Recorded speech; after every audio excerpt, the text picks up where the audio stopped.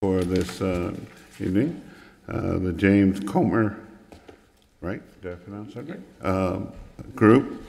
As I said to you when we were in earlier, you'll have 15 minutes for your presentation.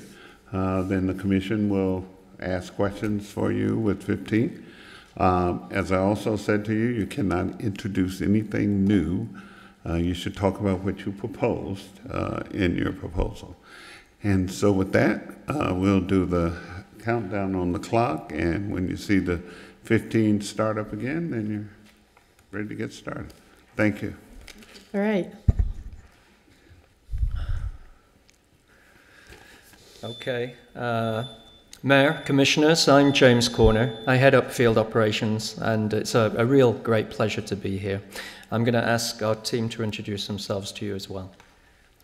Hi, my name is Isabel Castilla. I am a partner at James Corner Field Operations, and I've been leading our South Florida projects for the past 6 years. I'm Alejandro Vasquez. I'm a landscape and architectural designer at James Corner Field Operations, working for the past 4 years in South Florida projects.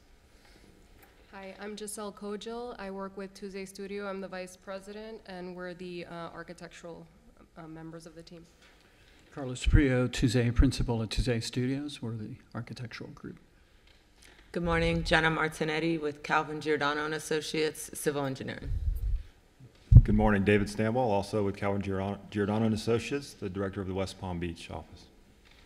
So in our proposal to you, you'll see that we've assembled a pretty good team of experts, not only in architecture and engineering and landscape architecture, but also ecological engineering, marine engineering, horticulture, lighting, and community outreach. Almost most of the members on the team are South Florida, if not West Palm Beach. So although our firm is based in New York, we've been working ourselves in South Florida for the past 10 years. And we're super excited to be here, and we have a diverse team that's both local and global. For my own part, it's a great pleasure to be in West Palm Beach. I always think of it as both, on the one hand, a vibrant town and a vibrant community, sort of walkable and family-oriented. But at the same time, you live in one of the most beautiful places in the country. I mean, the weather, of course, but the exposure to vegetation, to water, to air, to the seasons, to the rising sun in the east. And this is our site in the plan. We're very aware that this site is tied to adjacent neighborhoods, Northwood and Pleasant Town, and of course new development. And a key part of this project is not just the park, but the park in relationship to the neighborhoods. And if we want to leave you with one message, it's the importance of community. The importance of the community being able to engage with us in a meaningful design process, and how this park then becomes a meaningful and much loved and much integrated component with the neighborhoods existing and future. You have here a great community. Many people have lived here for a long time, and reaching out to the community and engaging the community is a key part of our design process. This image here is a group of characters we met and got to know very well in Santa Monica on a beachfront park project similar in size to Currie Park, 8 acres. And all of these people, and many, many more, we engaged deeply with them, sort of asking them what kind of park they want, what kind of park they don't want. And that led to this park that you're looking at here, the conversion of an 8-acre parking lot, asphalt-covered parking lot, into a new sustainable green park that relates the community to the beach. And we have these great sort of pavilions that look out over the water. We're also famous, I suppose, for designing the High Line in New York, and the High Line too was born from extensive community outreach. It wasn't just a design conjured up out of the blue. And you see here one meeting with a number of members from the community, and the outreach lasted a good number of months, and that helped to generate the design. And the design at the end of the day was simply about bringing nature into the city. a simple place where you could stroll through gardens, enjoy the views, enjoy the weather, and in a sense build a community. At the Highline, as you know, has been an enormous success with over 8 million visitors last year, and places where people can just put their feet in the water. Another waterfront park on the East River in Brooklyn has just been opened to great acclaim.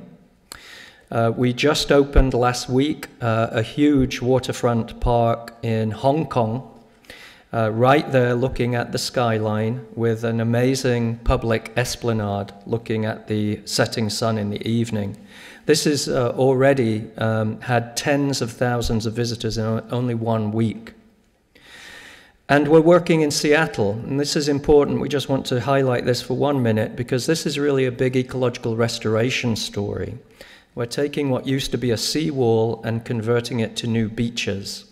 There's a tidal change in Seattle of 6 to 7 feet, and these new beaches is all about creating new habitat as well as new places for people to enjoy. A hidden element is this seawall that is designed to attract algae, because algae is a key food for migrating salmon. And what we've actually restored here is a migratory corridor for salmon to make their way along this 1 mile frontage. We think at Currie Park there's a wonderful opportunity to not only create a great park for people, but to actually bring nature in a more functioning and more sustainable sense. So a lot of our work is about building community through engagement. The Queen Elizabeth Olympic Park in London, the Highline, Tongva Park, even our projects in South Florida, Lincoln Road in particular, also the Underline. These have all had extensive outreach. You can look through our portfolio, you'll see a variety of vibrant and resilient waterfront projects that are both green and hard, targeted towards great social spaces that are cool, that people just love to be in, as well as ecologically resilient.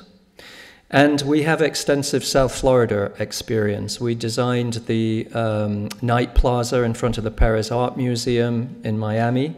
We've been working for 6 years on the renovation of Lincoln Road, and also the Underline, a 10-mile-long linear park from downtown Miami to Miami-Dade. This is just an image of Lincoln Road and a new trellis with a big lighting component as a gateway onto Lincoln Road. At this point, I'd like to ask Isabel to describe a little bit more our design approach now to Currie Park and our thoughts and ideas. Isabel. So usually as we approach new projects, we like to think of them as how they're positioned within the larger scale of the city, within the larger scale of the community, and then slowly zoom in to understand the park, its challenges and opportunities. And as we look at Currie Park, one opportunity that we see that's fantastic is that it's actually very well connected today. It's well connected along North Flagler Drive, and having the new Bright Line station open up allows the opportunity for this park to not just become a park for the community, but a world-class waterfront park for the larger region. Alejandro here, his parents are actually from Miami, and they just came for the Michael Bolton concert last week using the Bright Line from Miami to West Palm Beach, something that was not an opportunity they had before. So we really see a great connection and opportunity for Currie Park to become a larger attractor. As we see as its connection points, from the north to the south is very well connected through the waterfront spaces, but from east to west, we have streets that are not very pedestrian friendly. They don't have shade. They don't even have sidewalks as we see on this image. So we think it's really important that the design of Currie Park not just concentrates on the park, but concentrates on extending the park experience out to the west to connect to its most immediate community. As I mentioned, community is very important, and being a neighborhood park will be a key component of our design exploration. We really took a care in looking at all of the different successful activities that occur in West Palm Beach, how Northwood Road is a great amenity adjacent to the park where these two could actually connect and become a cohesive space. all of the different activities that occur along the waterfront, and how the design of Currie Park could speak to these, as well as other future activities that will activate the space. It's very interesting to us how Currie Park is positioned on almost the gateway to a larger network of open spaces along the Lake Worth Lagoon. But one thing that we think is critical about Currie Park is that the actual waterfront takes you to the park itself, versus all of these other spaces like Flagler Park or Centennial Park. The parks are on the other side of the waterfront, cut off by a road. So we see that as an incredible opportunity where Currie Park can become this northern gateway to the waterfront and also become an access to the waterfront from the communities adjacent to it. So in the design of Currie Park, we see it as a corridor design where these different aspects of West Palm Beach can be brought into the park while still creating a unique identity for it.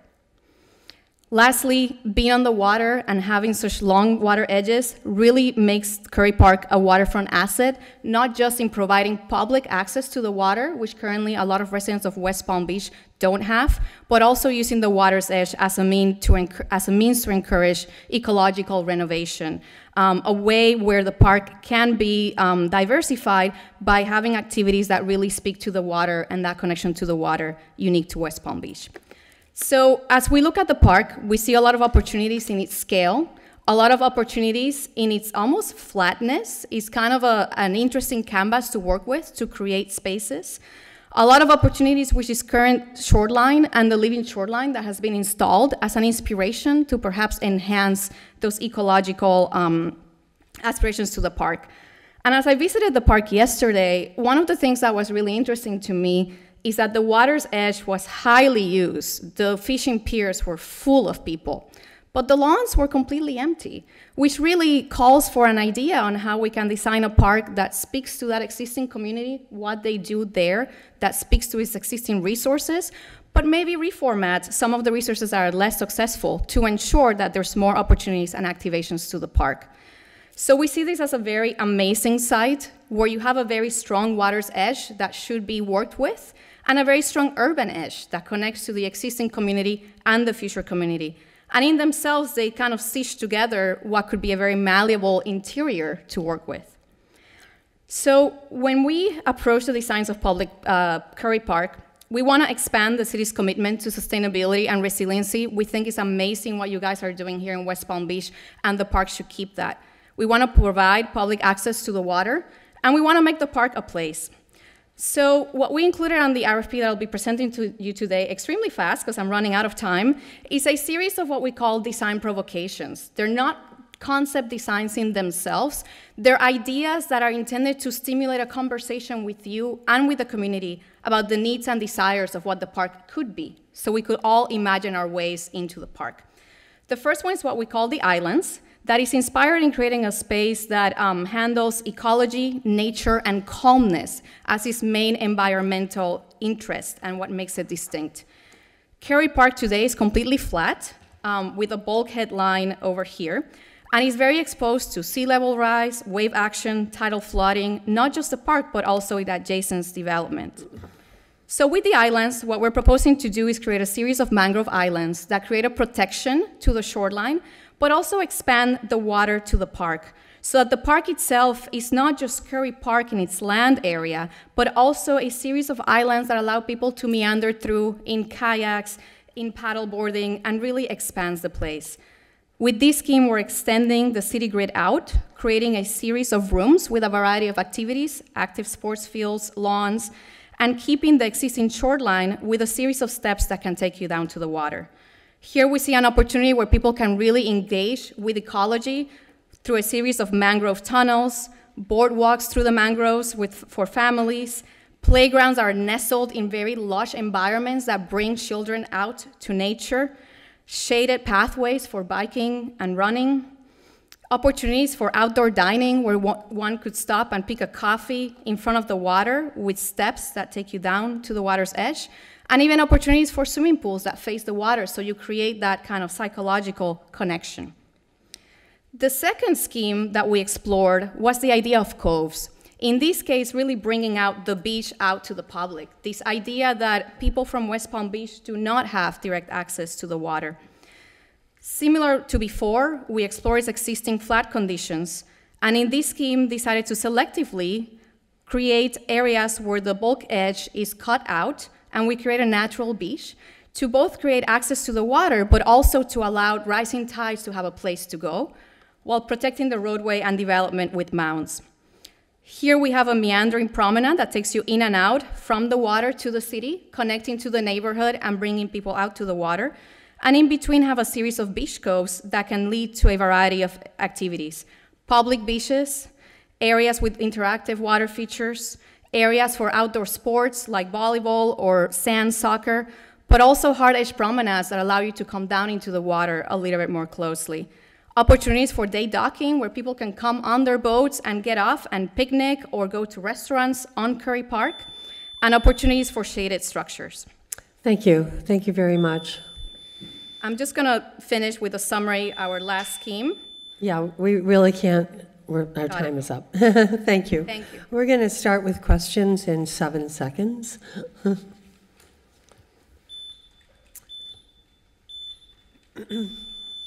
Okay, Commissioner Ryan, you're up.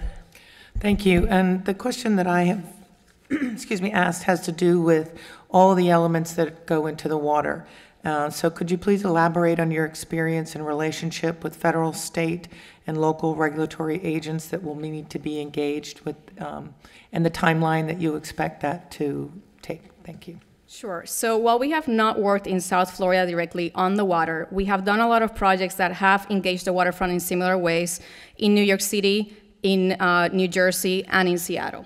And we understand there is a long timeline associated with them. However, we have built our team with a series of experts that have a lot of experience in South Florida with this. Yes, so we have here Calvin Giordano Associates, who have done a lot of work on the waterfront and can speak a little bit more to this. Right, so we are aware that we have to go through Army Corps, through FDEP. We will be working in conjunction with FIND in order to see about grants for that. We do have extensive experience with that. We have permitted on the Dania Cutoff Canal. We have permitted up here in West Palm Beach, all throughout South Florida. And we do have an environmental specialist as well as e-sciences on the team. We also have on our team a marina engineer, Bolts and Marine Engineering, who has done a lot of the West Palm Beach marinas as well as other marinas in the corridor. All right, good, thank you. Commissioner Neering. Thank you, Mayor. Thank you for responding to the RFP and for both your proposal and presentation. Very thorough. You talked about from the onset the importance of community connectivity, and we see that, I see that, we all see that as an important factor in Currie Park. Could you just briefly talk about kind of the community engagement process and what that looks like?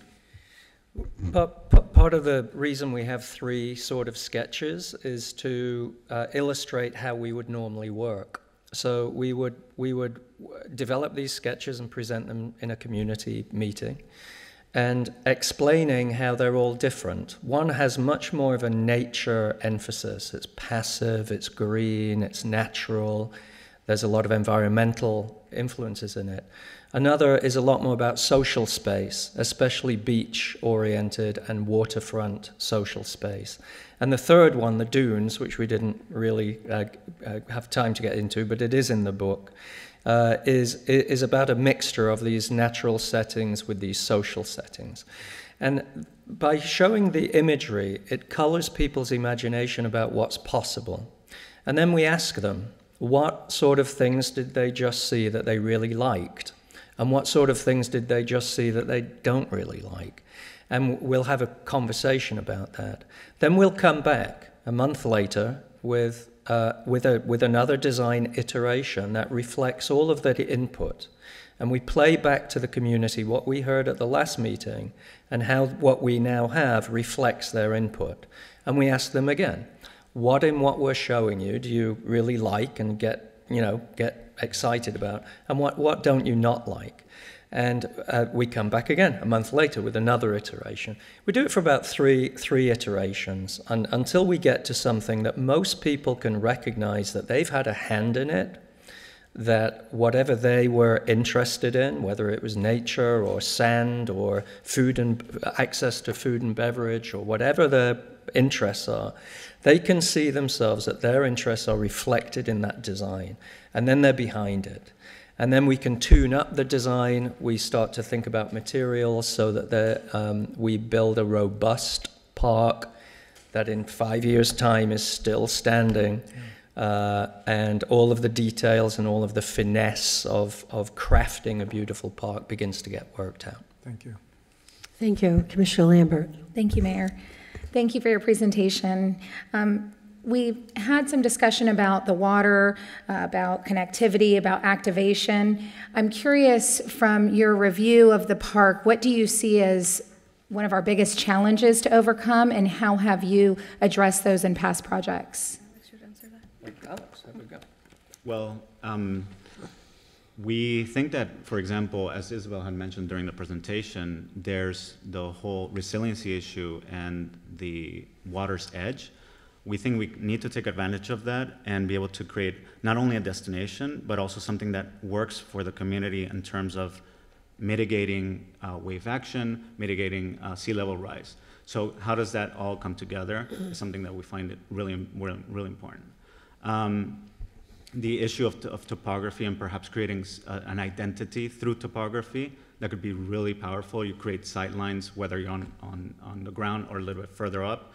And definitely one of the challenges is activity and activation, which I think right now, for example, we have only those tennis courts towards the north of the park, next to the parking.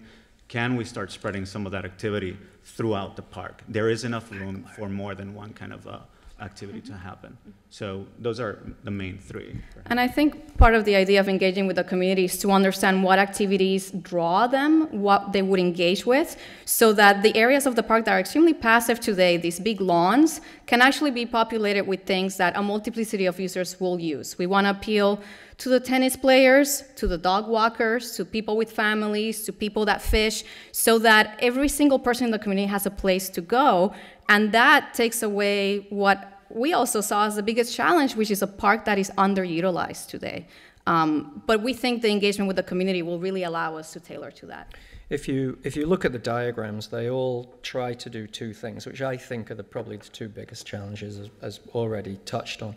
One is the water's edge. It is a bit of a challenge to reshape, rebuild that edge, but all in the service of getting people to the water. So whether it's a set of seating terraces where people can just get to a closer elevation to the water, or whether it's a beach, or whether it's a series of mangrove boardwalks, but something to take you lower in relationship to the water and in a variety of different ways. It's a challenge, but it's also an opportunity to do something really great. The second one is the edge with Flagler, because you want people to be able to drive by and to be able to see from the adjacent streets that this is an inviting park. You want to draw them in. So you can see these lines that are reaching out along 23rd Street in particular. These are lines that are really trying to connect and to signal that this is a place for people to come. Everybody's welcome. So how we articulate those two edges are both the challenge and the opportunity. Thank you. Commissioner Schoaf, this is in Commissioner Schoaf's district. So. Yes, thank you very much, and thank you for your presentation. I know you had a lot to put into a little time today, and you certainly had a great presentation to review as well. Some of the themes that my other commissioners have touched on today is what I'm concerned about as well. In the activation of Currie Park, it's in a unique setting that the surrounding neighborhoods have a diverse set of people, both socioeconomically, ethnicity, et cetera. You've had other experiences, I'm sure, in the High Line, designing for Wall Street to street sweeper. How do you engage the community to make sure that we're reaching out to those that maybe wouldn't necessarily be engaged otherwise, to go meet them where they are?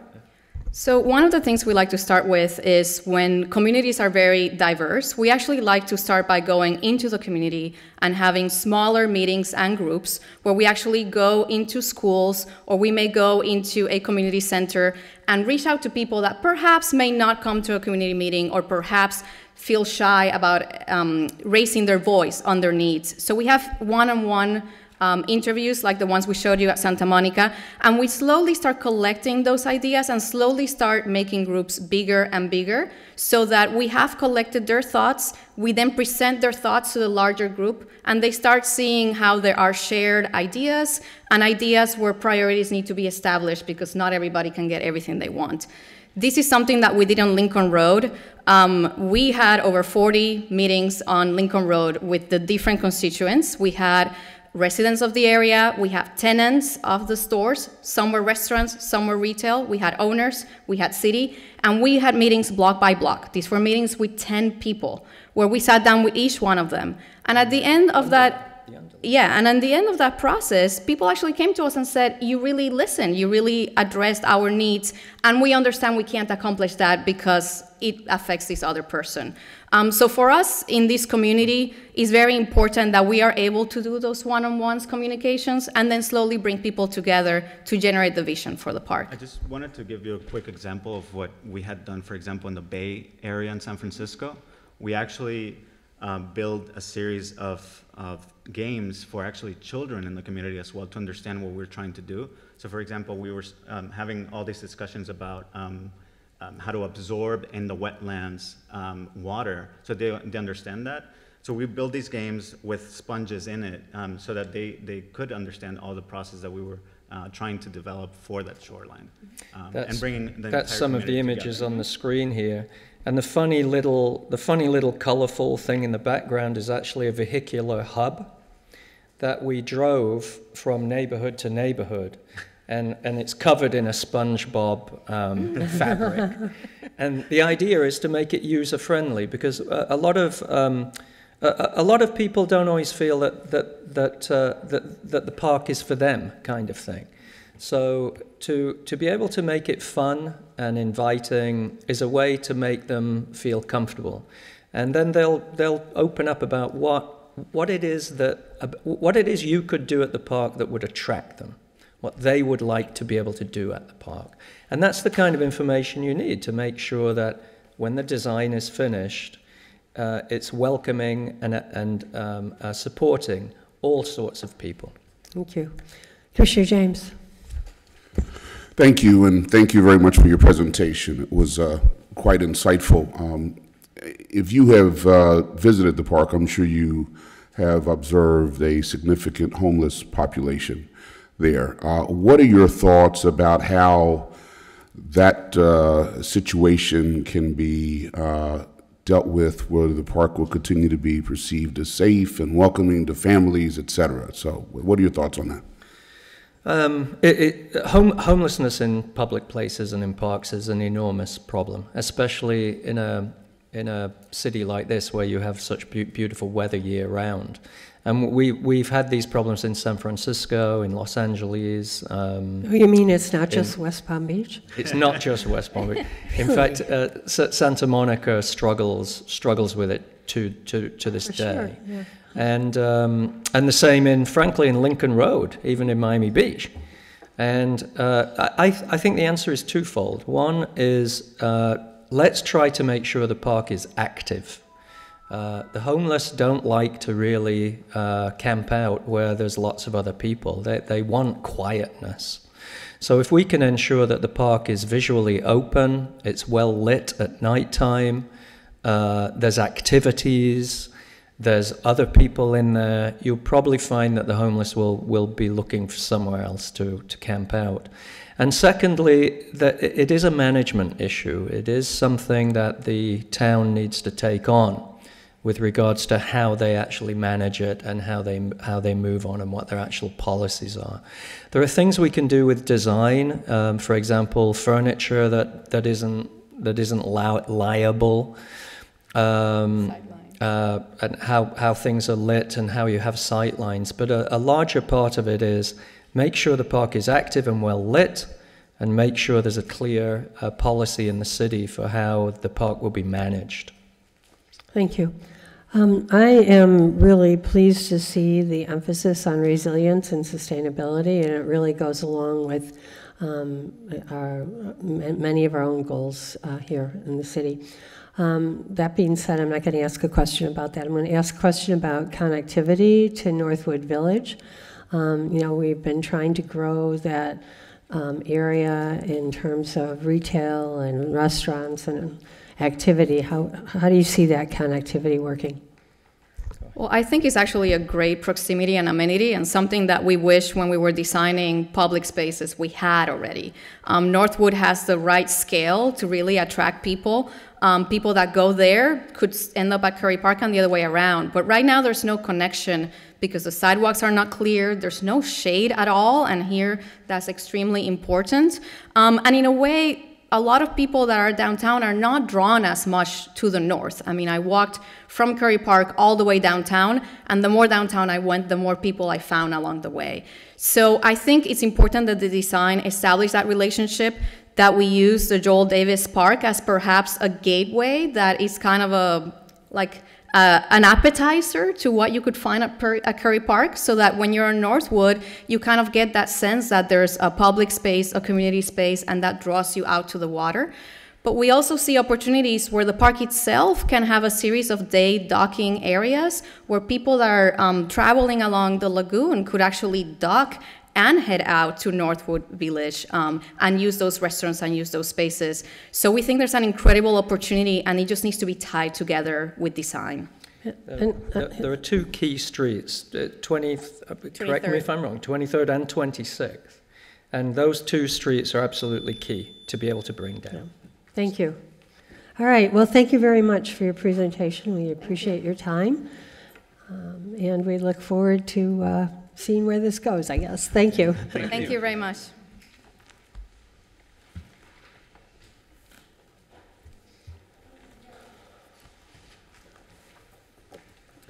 So the other presenters are here now, so maybe we'll take about 5 minutes. They just walked in because, Okay. you know, they were scheduled at 11:10, so we're moving along real good. So. Commissioner Lambert, you have a question? I do. Thank you, Mayor. Go ahead. Mr. Hayden, I have a question on the last proposal. In their legal section, they have a lot of red line in there, and I noticed that none of the others, it didn't seem like included that. Is that something we should be concerned about, or is that something that would be negotiated later? I try not to do legal work. You know, so. What page are you referring to? 195, it's in section 2 of 2. The last section, that's 11, legal and ethical requirements.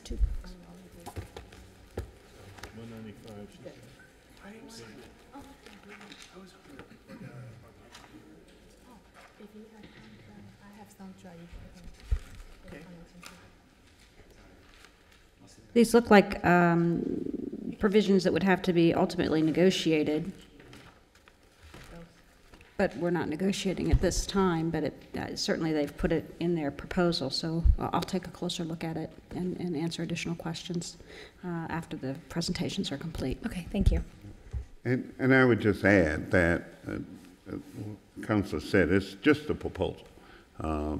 We have what we'd like, they indicate what they would like, and in the negotiations, we come to an ending. But I don't think, if your question was, should that impact how you make a decision, I'd say no. We're going to negotiate all of these things and come back with a recommendation. Great, thank you. You're welcome. Thank you, Mayor. So this is our last group of presenters. I indicated to the others, OJB, landscape architect, that you will have a total of 30 minutes. 15 of those is to do your presentation. You are not allowed or to add anything that was not in your original proposal. You will share with the Commission those highlights in your proposal that you think they need to be aware of and make catch up. At the end of the 15, then the Commissioners will ask you questions for clarification on things that you have shared with us. And then once that's over, we will invite back in the other group who have presented before you. Then you can sit and listen to the discussion among the commissioners about the proposals, and then they will make a decision of which one of the firms we will enter into negotiations with. We will set the clock, like I said, for 15 minutes, and we'll go from there. So I'll give you a few minutes to get set up. Thank you so much. And we can go from there. Just let us know when you're ready, and we can go from there. Thank you so much. Yep.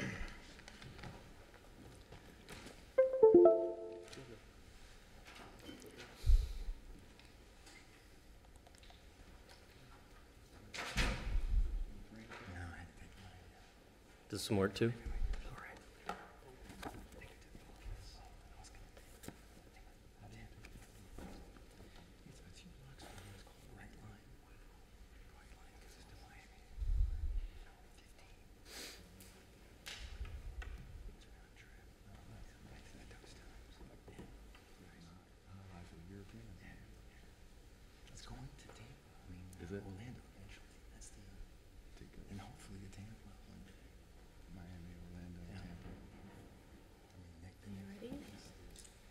There's a 10-second countdown. Okay.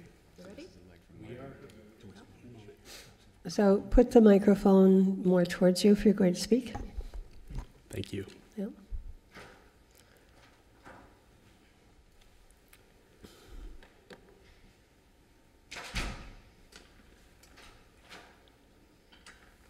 Okay.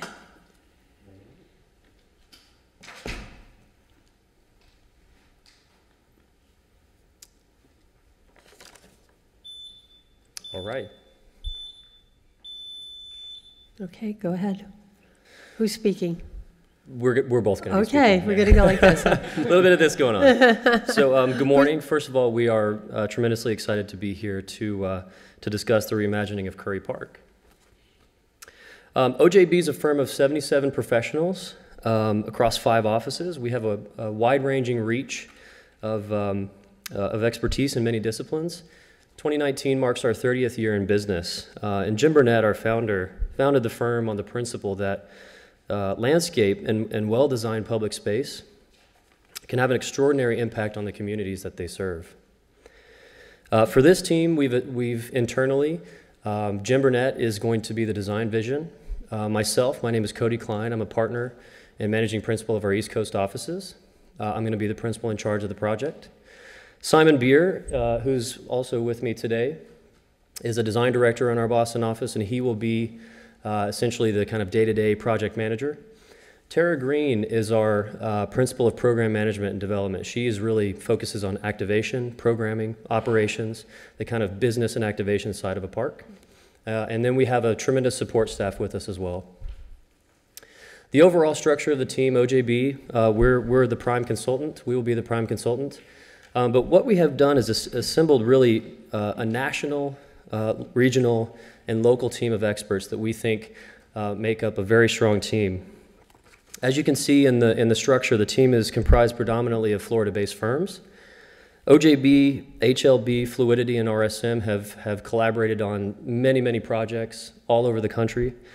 Savino Miller, Barry Miller's with us today. He's our regional landscape partner. They've done projects such as South Point Park and Museum Park in Miami. Sweet Sparkman is our project architect. Jerry Sparkman is here with us today.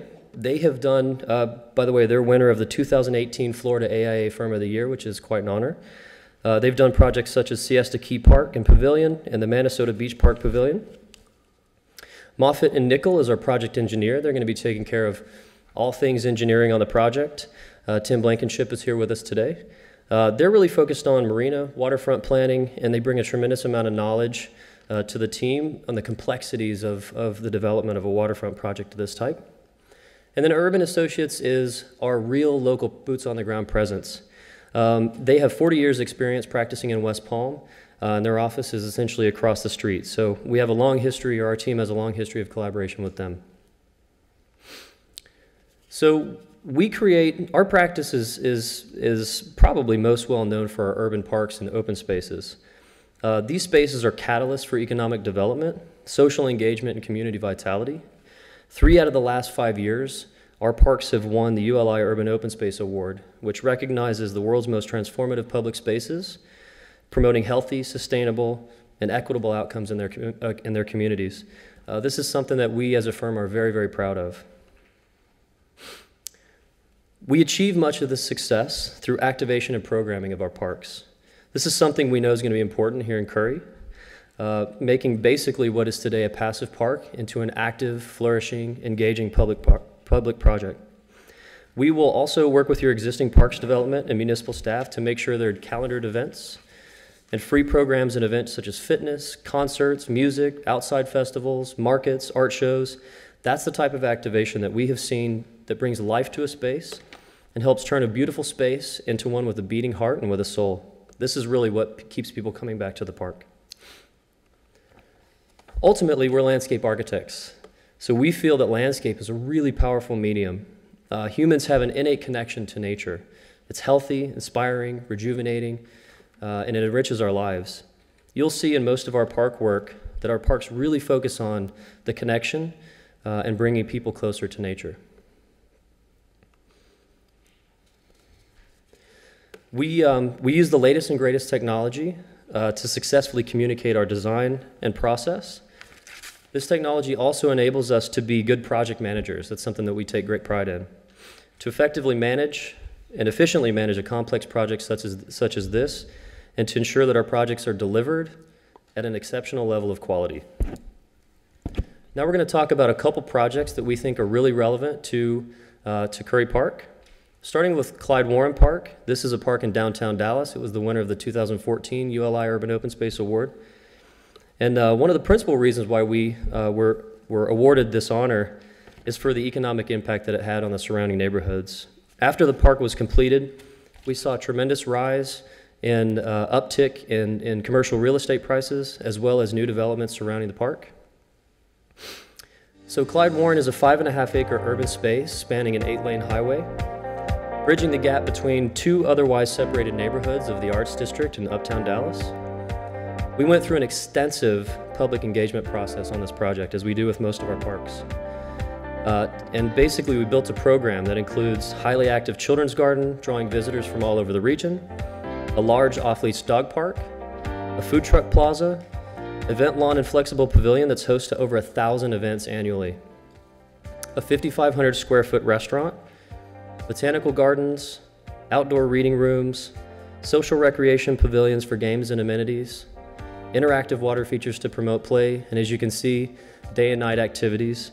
This park has really become one of the beating hearts of downtown Dallas, and it's something that the residents of the city know and love.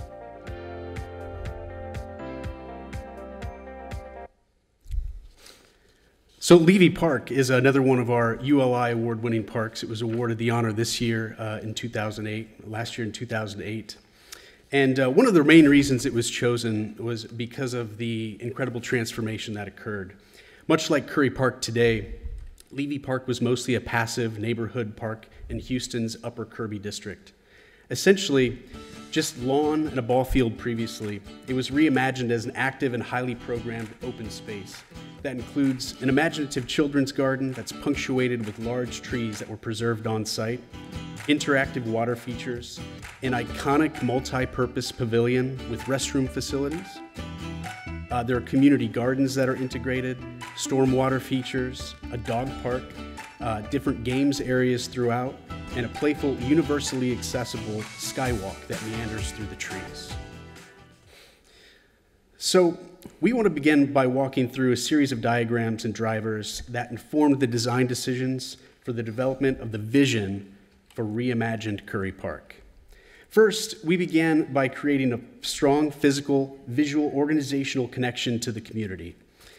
And this comes in along the entry to the park.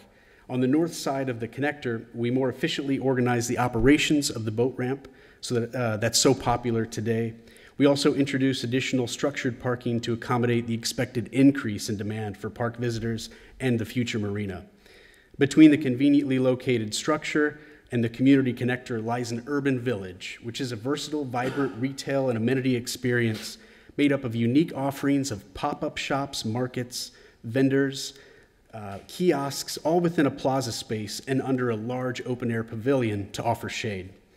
On the south side of the connector lies an actively programmed open space with one-of-a-kind amenities.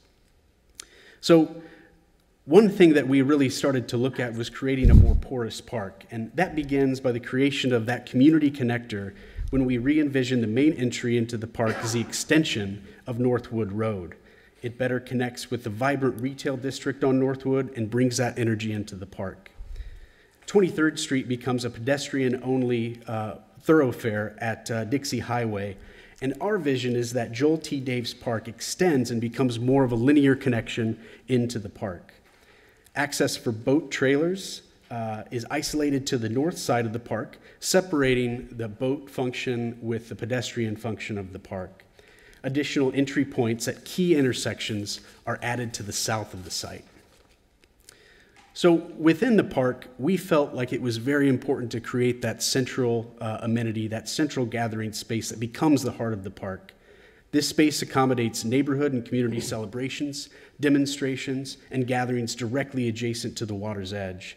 It is surrounded and encompassed by active and flexible program spaces that share infrastructure and amenities for a more enjoyable and immersive park experience for each user. The existing shoreline of the park is shown in red on the screen now, but we are thinking about expanding the concept of the living shoreline to make a more resilient park, while also taking advantage of educational opportunities. The creation of the new marina to the north that becomes a destination with ample amenities for boaters. We think it could be a major revenue generator for the park as well. And expanding the success of the popularity of the boat ramp to the north, where we filled in the inlet and allowed the boat ramp to more naturally come into the water.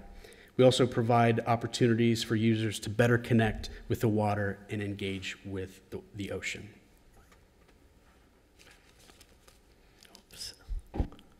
Oops. Okay, good. Are we clicking at the same time? Oh, we might be.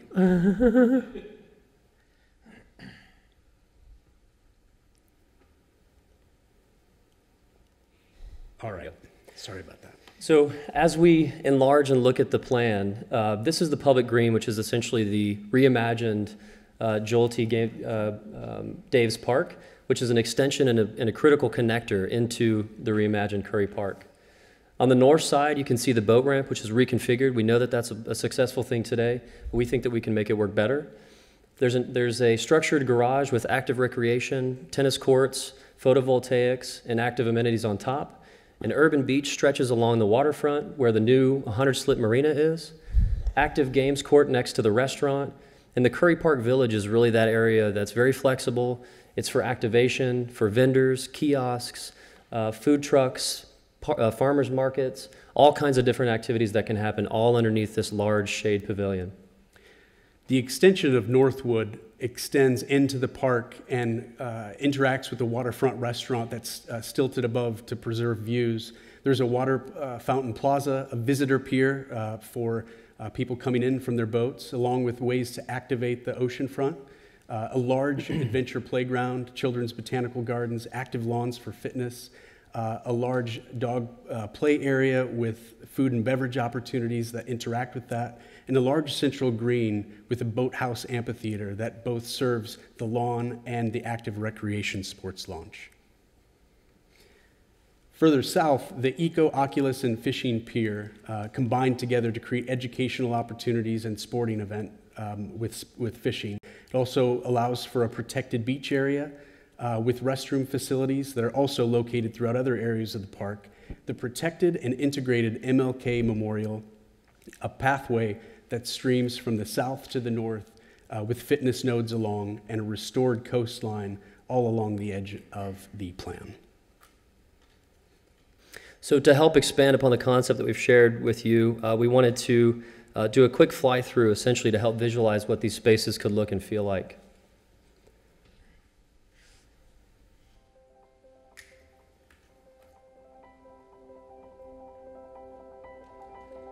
So this is a view. You can see the urban plaza, And as you come in, this is the extension of Joel T. Davis Park. The Children's Garden, which is really going to be a key feature of the park.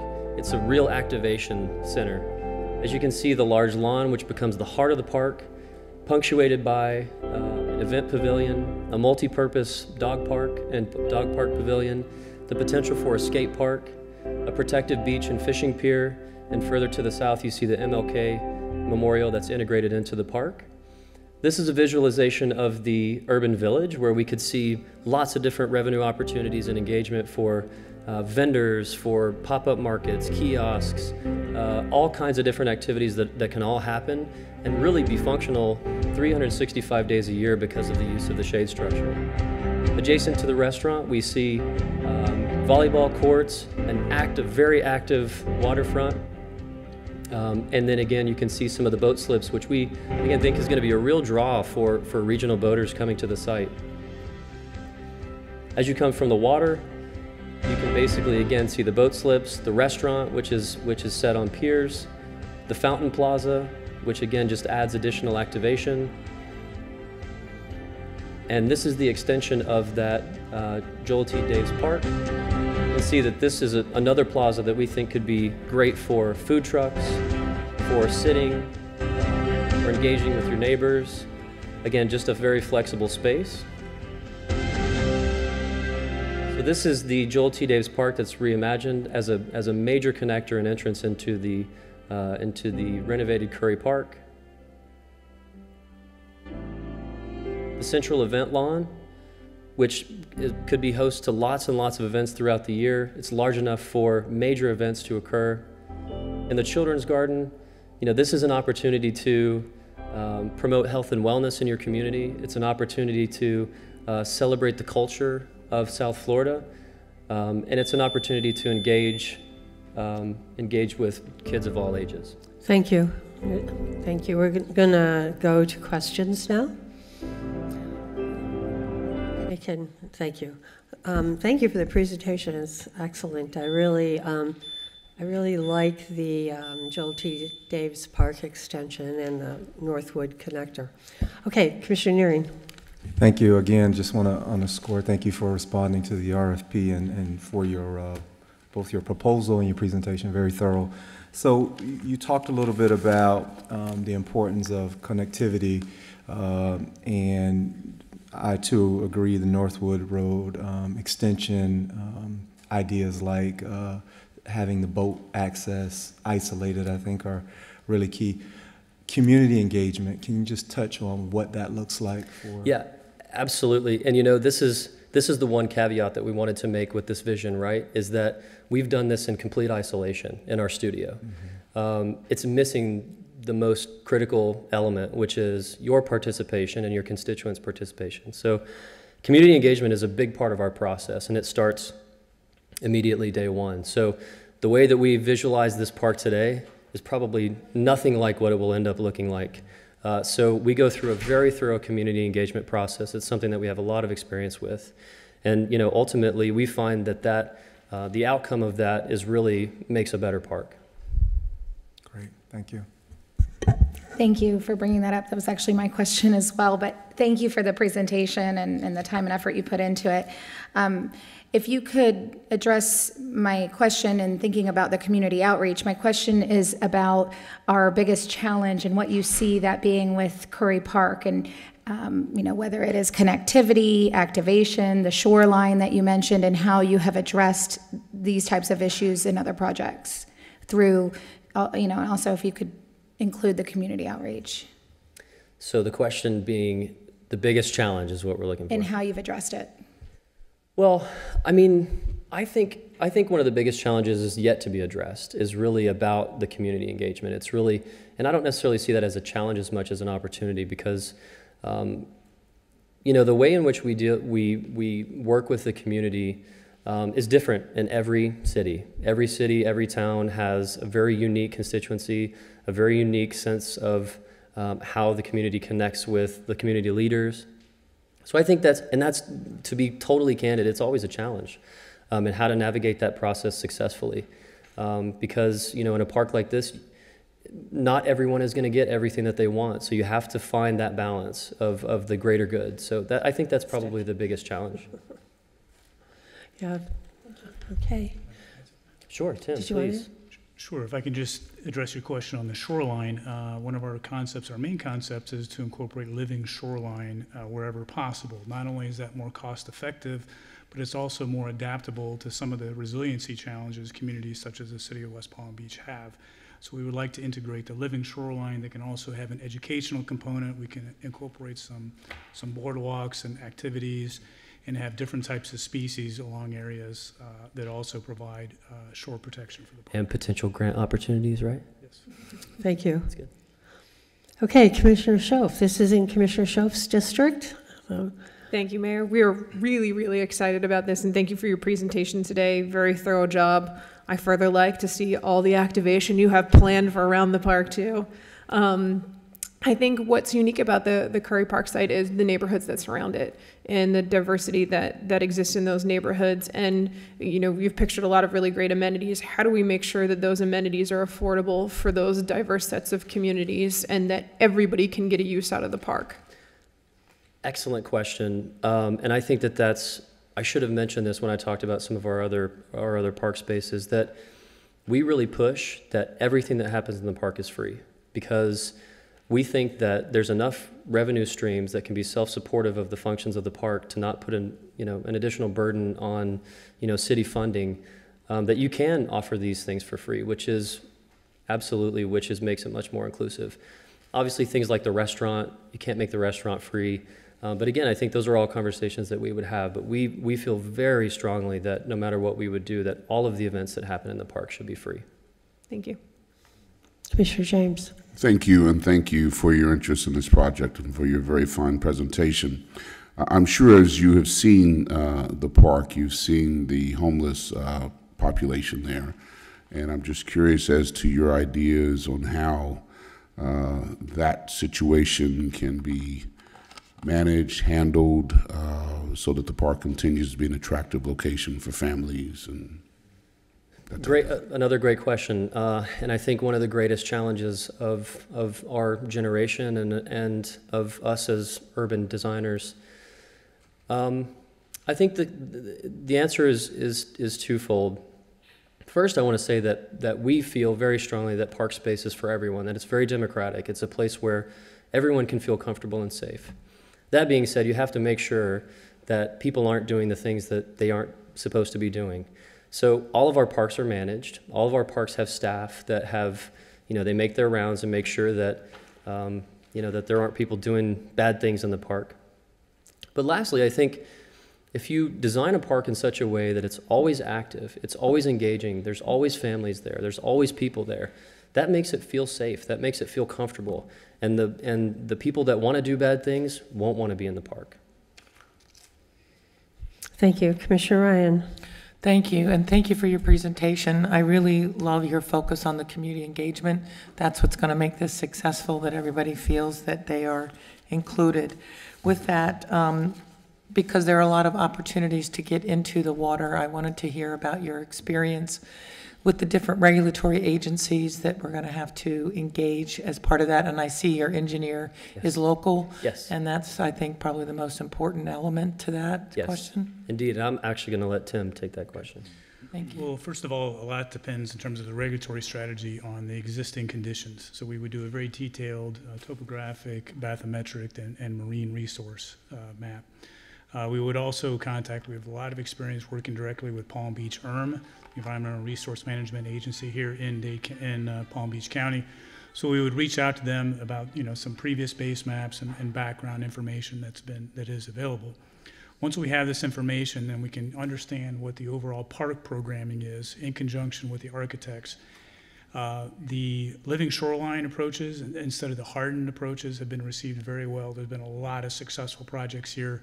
The Nature Conservancy has been very active here in Palm Beach County, working with ERM and other groups to integrate that into the design. So we would have, with those design concepts, the boat ramps and the marina in mind, you're very unique in Palm Beach County, where this is what's called a green zone relative to the Manatee Protection Plan. So that means that you can actually get existing additional wet and potentially dry slips in this area. So once we have all this information, we would meet with the agencies that have jurisdiction. Most likely on the state level, that's going to be the Florida Department of Environmental Protection. They're going to have jurisdiction over not only the waterfront, but also the stormwater infrastructure and components of the project.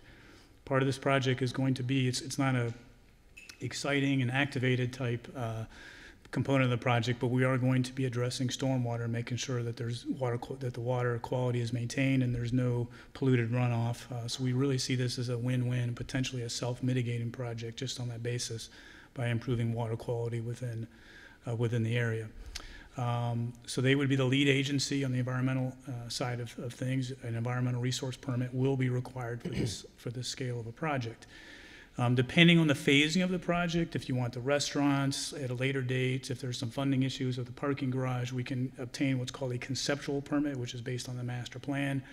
Then over the next 2, 5 to even 10 years, components of the master plan then can be permitted under that conceptual permit as a phased approach. The U.S. Army Corps of Engineers is the other agency that's going to have jurisdiction on this project. The Corps of Engineers primarily only has jurisdiction under seasonal high water. So most of the waterfront components, they will not have jurisdiction over the upland components. But again, close coordination, not only with the Corps of Engineers, but also with the commenting agencies. And I'm pleased to report that as of now, they're back open after the government shutdown, National Marine Fisheries, U.S. Fish and Wildlife, and those other agencies. So does that answer your question? Great, thank you, Commissioner Lyons. We've been working very closely with on living shoreline, so it's good to hear you talk about that as well. My question has been the issue of connectivity. I live within walking distance of the park. I love that you have proposed the extension of Northwood Road to the park, and the reimagining of Joel Daves Park, using that stretch as sort of a teaser to come into the park. That's great. How do you see other connections with various areas of the city? For example, how do we get people from downtown to come to the park? How do we get people from Pleasant City to come to the park? How do we get people from Old Northwood, which is a very different demographic, to come to the park and use the park? How do you make those connections? I think part of it is going to start with a transportation study, with a traffic and transportation study, to understand what modes of transportation that people are currently taking and what are some of the opportunities. Yeah, I mean, we understand that this is a car-centric place, and we're hoping to change that. I understand, as are most progressive cities in the country, so we appreciate that. But again, I think it's partly a balance of making the park work day one, but also planning for that future where public transportation is much more available. So, I mean, we would welcome the idea to be innovative in ways in which could we bring people by boat? Is there opportunities for boat taxi? I mean, so we would look at all avenues to bring all types of people to the park. And right now we have limited free trolley service to the park from downtown. And that's great. This is a park where lots of people can walk to, and how do we make sure that those connections occur? And improve, right. Yep. Commissioner, I'm come back to you. Finally, the second question. So, realize that this is a fluid process, lots of moving parts. Your pie in the sky timeline, if you were to... Timeline for design and construction? Yeah, like I'm talking about cutting the ribbon? Cutting the ribbon. I mean, just, again, I realize that's almost an impossible question, but just... All things being completely perfect, let's just start there, because that's about all we can do, right? Is just hope for the best and know that it's gonna change and be a nonlinear process. All things being perfect, I think that you could be cutting the ribbon in about 2.5 years, which is ambitious, but very doable with a progressive council, with an involved constituency. I think in a very capable design team, I think that that's very doable. Okay, thank you. Thank you. Commissioner Lambert, do you have a second question? Sure, thank you, Mayor. Can you talk a little bit about, your understanding of our local culture here, our needs of this community, because I know you mentioned you did all this from afar, and so I just am concerned a little bit about that. Sure, and that's completely valid. I mean, I think that's one of the reasons why we felt it was really important to bring a team that is really so ingrained in the culture here. Our practice, actually, we do quite a bit of work in Florida. Myself, I'm a licensed landscape architect in the state. I'm here a lot. I like to be here a lot more this time of year because Boston is cold. But I do think it's a learning process for us. And to me, that's a big part of the community engagement because we go in without any preconceived notions. And I think that that's typically the best way to get the best feedback is to say, look, we're outsiders, right? But we want to know more about you. We want you to teach us what you like, what you need. So we're very open about that. And we are very understanding that we need local partners.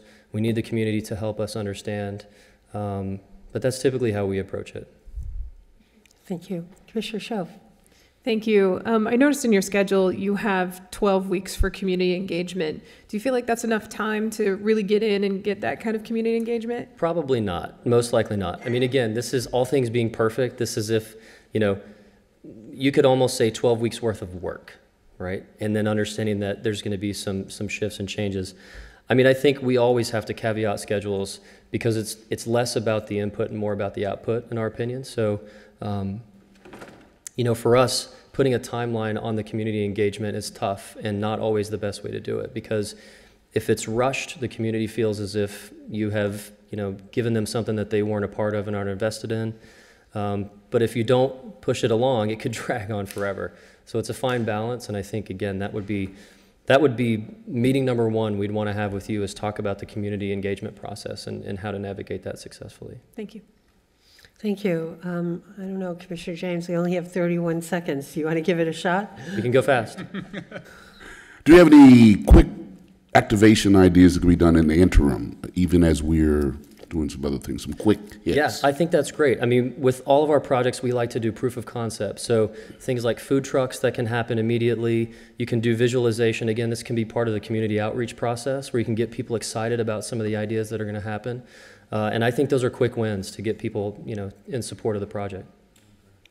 Great. Thank you very much. Thanks so much. I just want to remind everyone, I think it's February 24th, we're doing Sunday at the waterfront at Currie Park.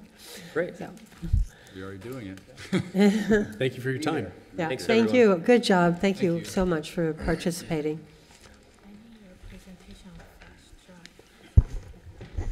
All right, so thank you all very much for your presentation.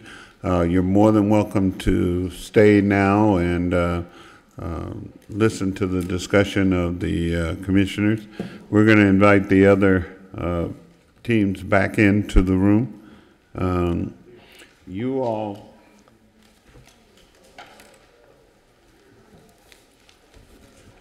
we're going to provide you with some sheets that list of 4 firms. We're asking you to rank them 1, 2, 3, 4. Quite naturally, if you rank the number 1, hopefully that's the one you consider to be the best, or at least the one you want us to begin the negotiations with.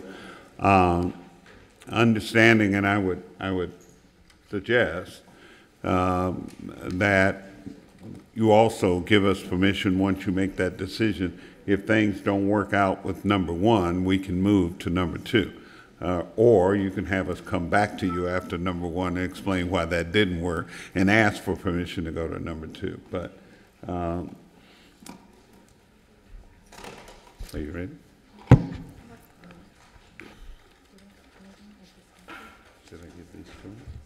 And Frank, if I may, Yes. Commissioner Lambert, in response to your first question, it said give me an opportunity to look at the red lines.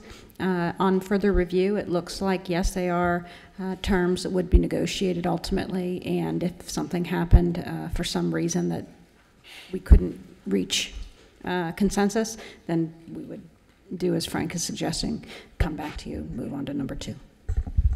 Okay, thank you.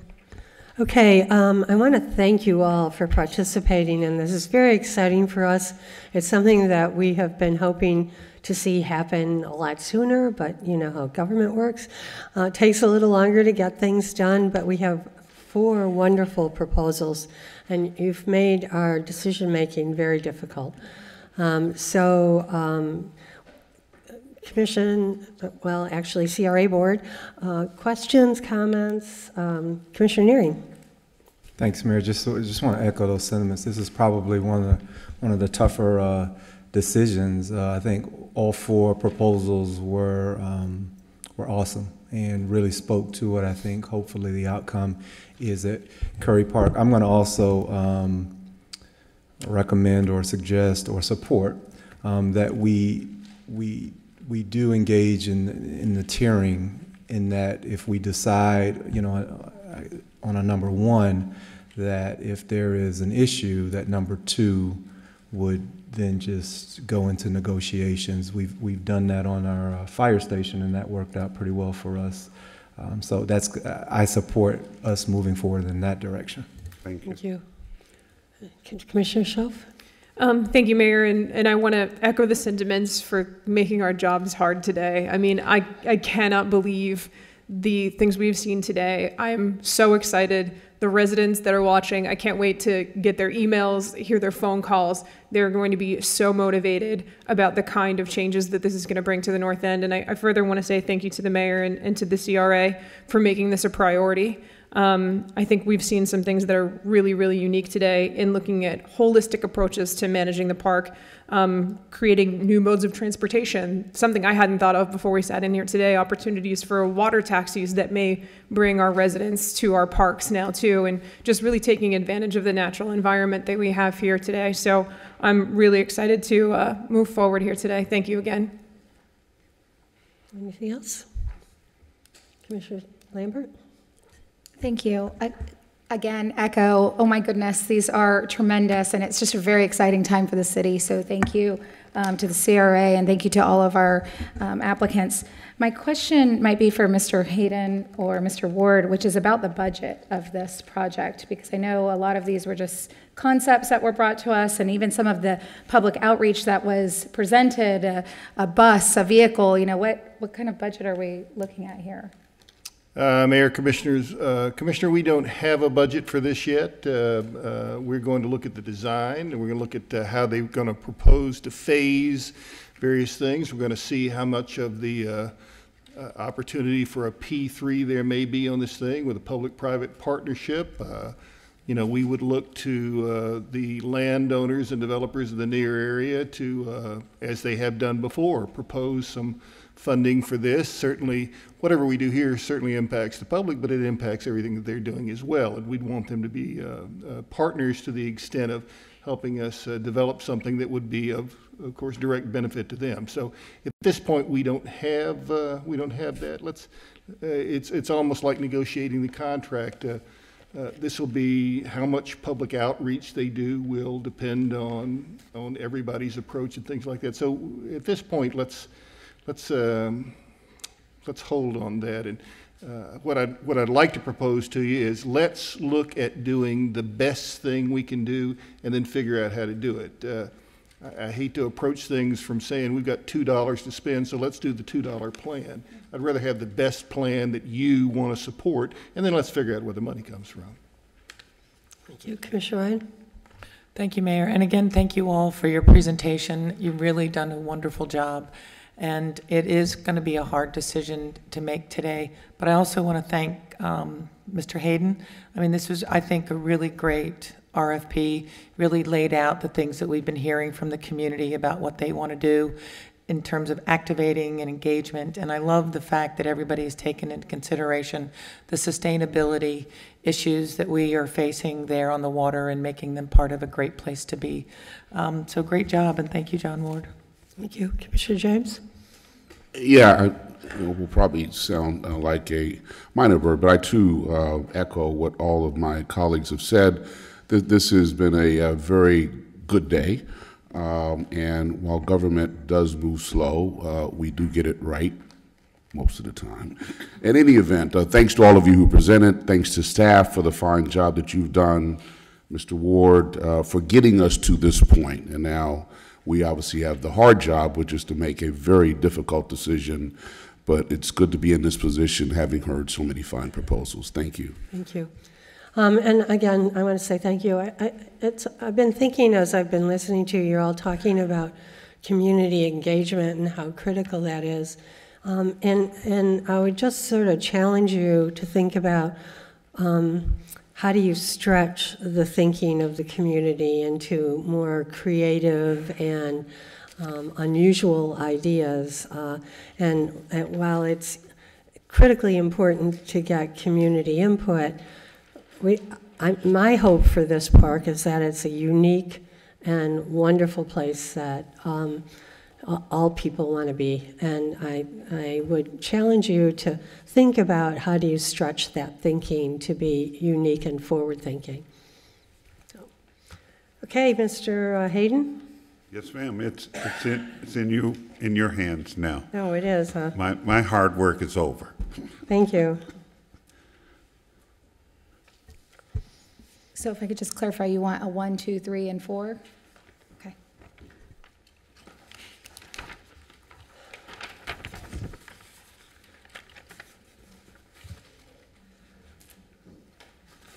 Oh, we got to sign it?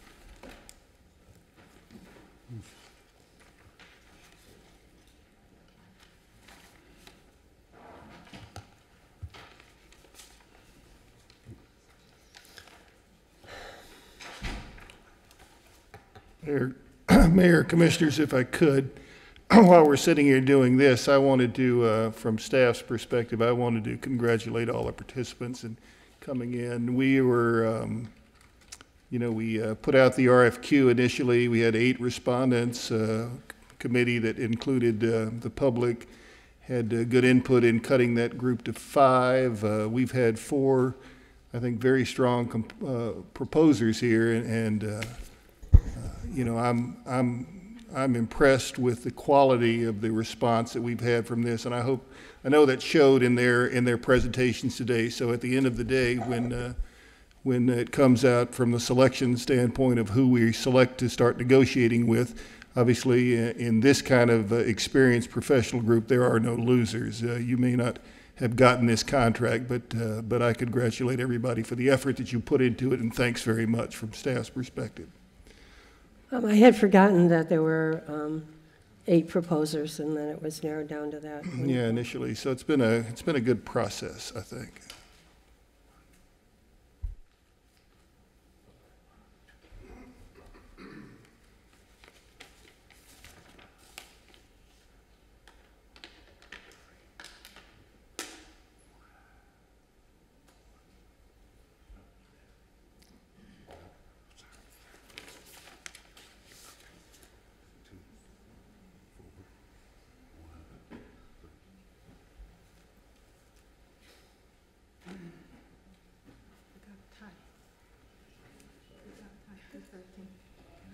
Do we have a tie? That's never happened before. I can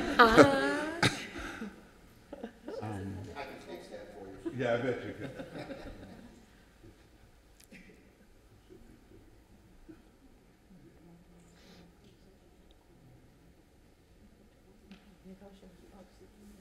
Wow.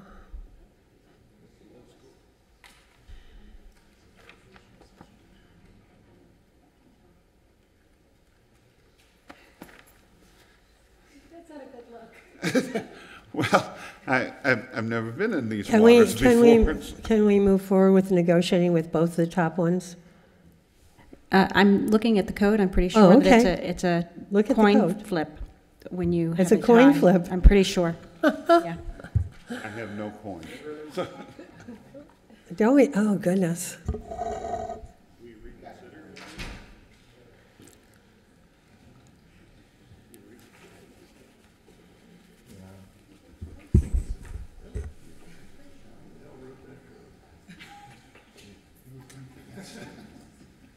Yeah. Commissioner Neary has a question. So we're waiting to see what the code says. Assuming that it does not say flip a coin, I'm wondering if we went back with just the two 13s. The two finalists. Yeah, Thank that's you. what. I'm hoping, I would prefer that over a flip of a coin. As well, that we negotiate with both of them. It is within your discretion to negotiate with both. What did you just say? No. She's checking. She says it's in your discretion. She said that was in your discretion. Oh. I actually had another suggestion, but again, Go ahead, I don't know. Well, can we make a motion or something? Let me get to the code so that you can have what the code says specifically, and then we'll have further conversations. You just give me 1 second. Read us the code.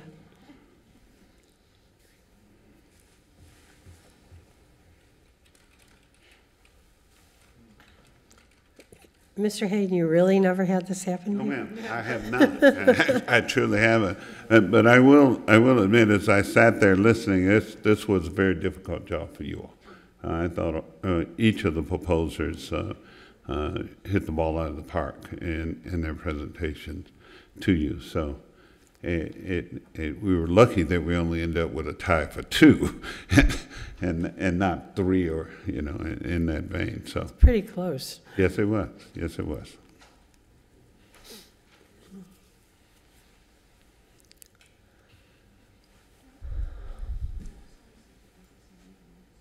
So I have a suggestion. Once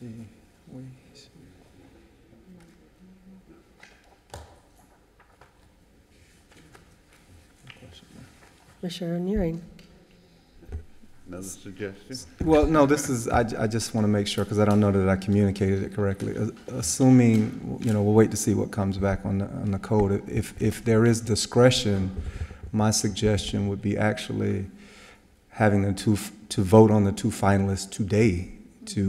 Now that we have 2 as opposed to 4, maybe that changes someone's thought about it. And that way we come away with one firm to negotiate with, and the second finalist becomes the second. And I think, to me, that's much clearer if we have the autonomy to do that. That's true.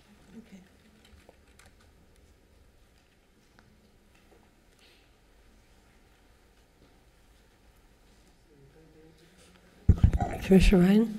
Thank you. It's interesting that these 2 are the top tie winners, because I had a question with Mr. Hayden earlier, because I wasn't quite sure whether or not both respondents looked at this in the same way, in terms of one seemed more like a plan and one seemed more like a concept to discuss a plan. And so the voting on it may not be necessary if you get into negotiations and discussion with the 2 top winners, or the 2 top, ranker proposals. Because, I just see them as kind of 2 different proposals. One is here's a plan, and another one is, let's talk about a concept and a plan. We'll just see what the lawyer says. Commissioner Lambert, did you have something? Well, I was just going to ask for clarification from Commissioner Ryan, but I can wait. Everybody responded to the same RFP, so I think we have the same set of proposals. So here's what the code says specifically, finally, right? In the event 2 or more bids tie for the determination of best value to the city, the procurement official will determine the best value by considering the following factors in the following order below. 1, service disabled veteran business enterprise pursuant to 295-187. 2, commitment to complying with the living wage program. 3, certified small businesses. And 4, coin toss. Coin toss. I don't know why this gets all put on me now. All right.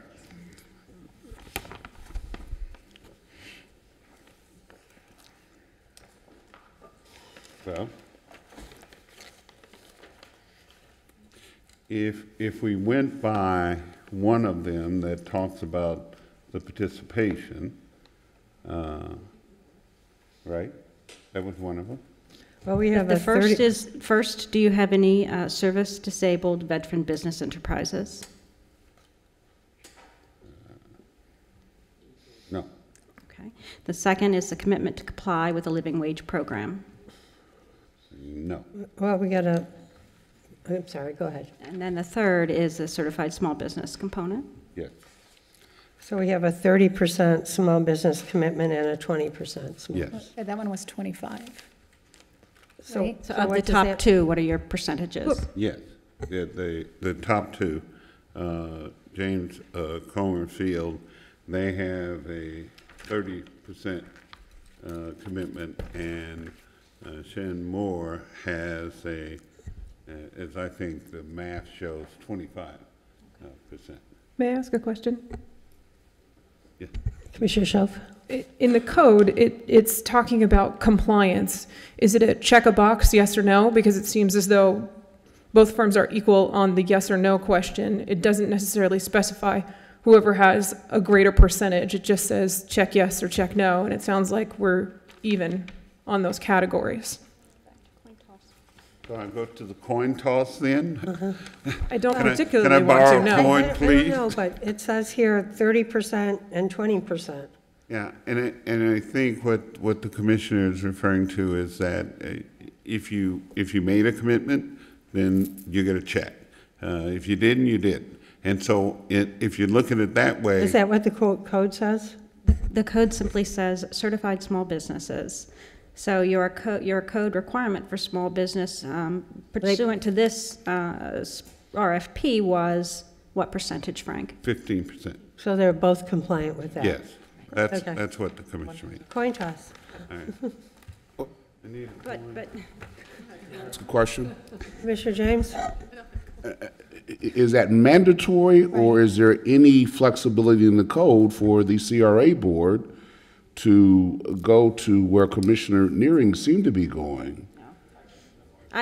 there is flexibility that you, well, hold on a second. This code section is also as to invitation to negotiate. So you do have room because this is an RFP as opposed to an invitation to negotiate. So you're looking at the wording for an ITN. Is there any separate wording for RFPs? There is not. Oh, well, okay.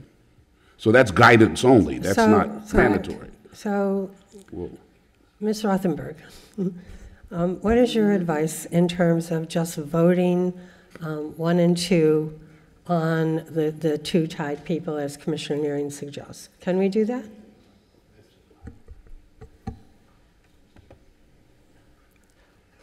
Yes. Okay. Okay, I'm sorry, I missed that. What's the decision? Do we need You're off the hook, man. Thank you very kindly. We don't have to flip a coin. We need a motion for that? You would. You'll have to take an I'm official sorry, action. Commissioner Lambert, what was that? I was just Motion. asking if we needed a motion for that. Or do we just rank them as we did the others? You already ranked them. Do you have other copies of that sheet? No, but we could give you back the copies, and underneath there you can Well, why put don't your you give mark. us back the copies, and we'll look at Chen Moore and James Comer, and rank them 1 and 2, or circle them, or put a red dot, or.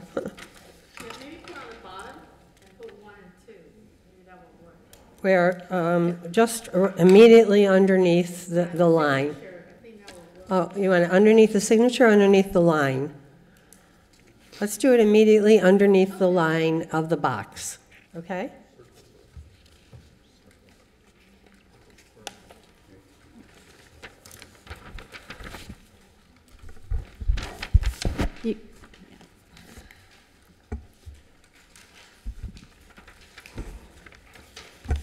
And what you're doing ultimately is voting to break the tie, right? I'm sorry? Yeah. What you're doing ultimately is voting to break the tie. Should we do a motion out of abundance of caution to do this route? I don't think we need a motion. Well, once you look at the scores, you can do a motion. I'd do a motion.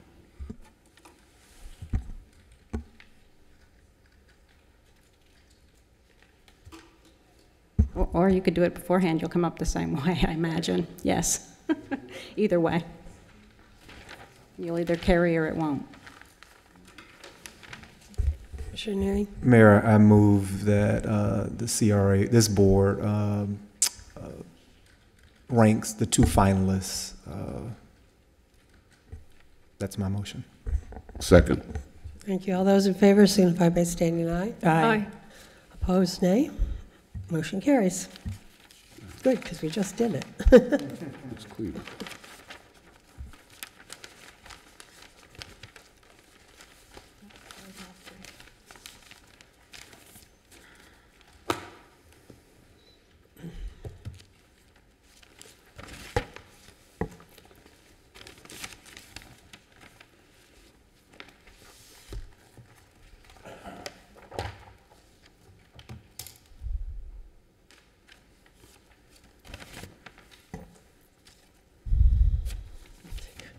What happens if we get tied again? You could. Then you're in the same spot. No, please, Madam Mayor, not that. Okay. 6 of you.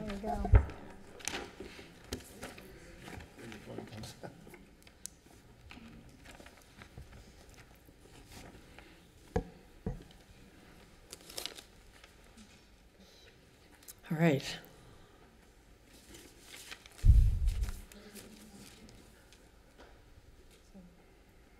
Right.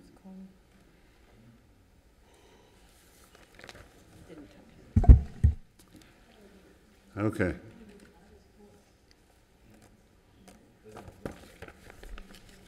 You math look correct? Go right ahead. All right. So as a result of that, then it would be James Comer Field operation that we'll begin negotiations with. If that does not move to success, then we'll move to Shane Moore and Associates next. I want to thank you all as the Thank you, and congratulations. I really look forward and to all the proposers, thank you all very much. As I said, this is the first time we've had a tie, which means you did an excellent job. So thank you very much. Can we leave all this stuff here for you? Yes, ma'am. We'll collect it all. All right. Thank you, everyone.